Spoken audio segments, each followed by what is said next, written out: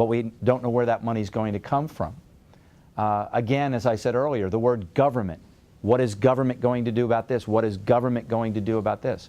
How do we reverse this cycle, this trend? How do we take ourselves off this path of borrowing and spending and putting things off till tomorrow?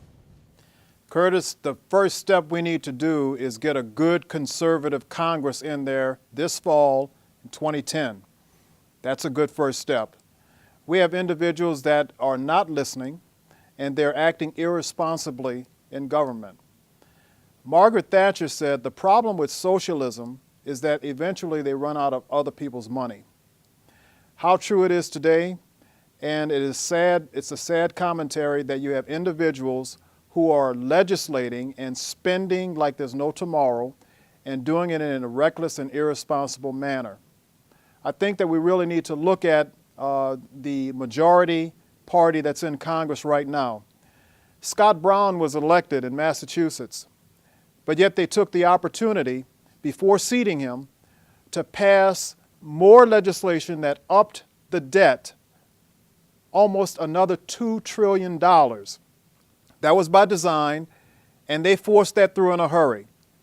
Yes, the thing that we need to do is bring responsible leadership to government, and we start by electing good officials that have a conservative mindset, that are going to be fiscally responsible, and we do that this fall, and I'm one of those candidates running, and we need to get behind all of those candidates who are going to listen to the people and do the right thing in government. So, Bill, what can you say to the folks out there that are considering casting a vote for you, that's something they can believe in, that they won't hear from you once you're elected? Now, hold on, you don't understand. Curtis, I care whether or not the people trust me. I am going to be from the people, for the people. We have had candidates, not just candidates, we've had individuals in office that have said, I don't care whether you trust me or not. That is not the case with Bill Randall. I am very passionate. I am very concerned, just like all of the other concerned citizens out there, and I will be looking to bring the people to Washington, D.C. and be their representative the way it's supposed to be. I do care, and care very much about the people in this district. We talked previously about the role of government.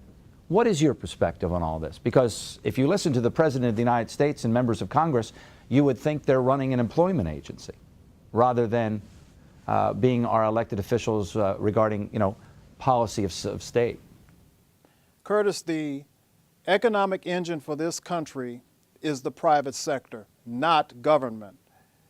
Government needs to get out of the way and needs to remove burdensome regulation, unnecessary regulation on business that is stymieing the growth and the recovery. So my philosophy is the less government, the better. That means the less unnecessary government, really to remove any unnecessary government and to free up the private sector to be able to operate profitably without government intervention is the way to go. And that's how we're going to turn this thing around. So my philosophy is government out of the way. Where does the Republican Party stand on issues important to the minority community? What you believe in as a conservative, and how you reach out. What do you believe? What value do you believe you bring to the minorities in your district and will bring to them that may not have been brought before this, or even by other Republicans? Curtis, I think one of the things that will help the process is for individuals to stop with this nonsense and carte blanche statement that there's no difference amongst any of us.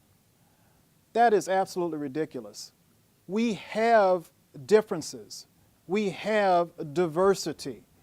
There is nothing wrong in recognizing that there's diversity among us. When a woman walks into a room, I certainly should be able to discern that that is a female. And by recognizing that as a female, it doesn't make me biased or prejudiced. It just recognizes her for who she is. If I recognize a man, the same thing. There is nothing wrong with recognizing that. The problem comes in when I start giving preferential treatment to one or the other.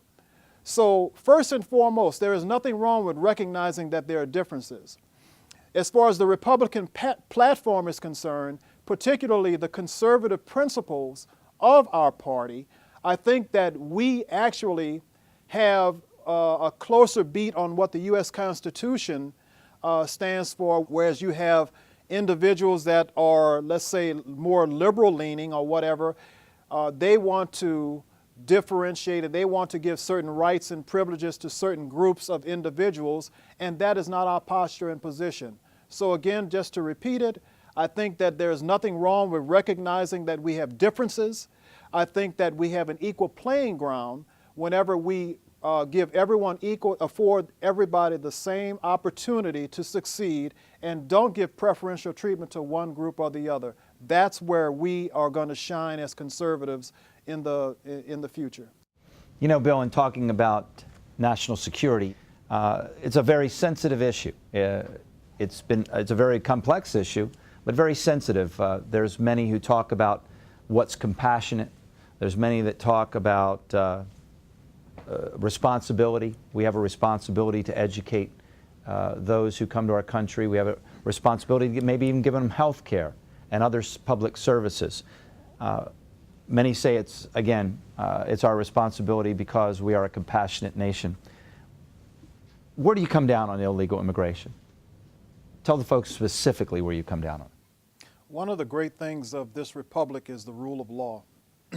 I come down on the side of the rule of law when it comes to immigration. You have individuals from all over the world that have come to the United States and that have obeyed and respected our laws and followed the process for seeking citizenship. When someone sneaks in to the country illegally, they are trespassing.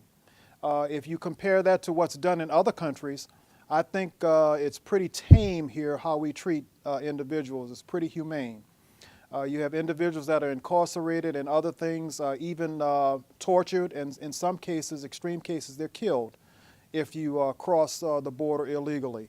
So not to justify any action like that, but I look at it that when we have laws on the books, we need to enforce those laws, and that is the humane thing to do because it actually protects everyone else here who is abiding by the rules, and they have added security in knowing that we're going to enforce the laws that are on the books. So I think that we really need to look and have the courage to enforce the laws on the books if we're going to move forward and keep our borders secure. Bill, we have talked about so many different issues today and your position on those issues.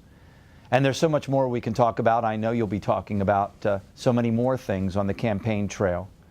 I've used the word historic today so many times because I do believe these are historic times. And this is the time where you've stepped forward to run for Congress. It's important to the people out there, the future of this country, who will take this seat, who will hold this seat, and the decisions that will be made. Very simply put, why should people vote for Bill Randall? Well, Curtis, if you like the direction the country is headed in, if you feel that the direction government is taking us with respect to taxation, if you think that national defense and spending and health care and all of the other issues, national security, if all of those issues are moving in the direction that you feel should be, then don't vote for me. But if you're like me and you really are very concerned about reckless government, excessive taxation, a blighted economy, health care that has gone the wrong direction, national security, if you have concerns and you're like me, you want that to turn around, give me your vote. Vote for me on November 2nd, 2010. I will not bring Congress to the people. I will bring people to Congress. Thank you for this time. And Bill, thanks for being with us today. It's been great talking to you. Thank you, Curtis. If you'd like to find out more information about Bill and his campaign for Congress, go to randallforcongress.com. I'm Curtis Wright. Thanks for joining us.